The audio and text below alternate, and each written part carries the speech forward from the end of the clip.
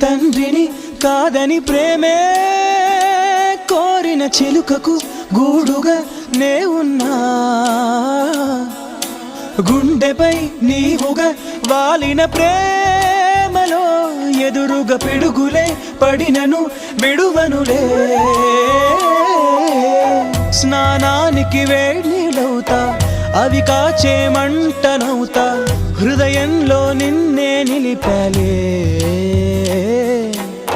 నిదురించే కంట్లో నేనే పాపల్లే మేలుకుంటా, కలలోనే గస్తీ కాస్తాలే.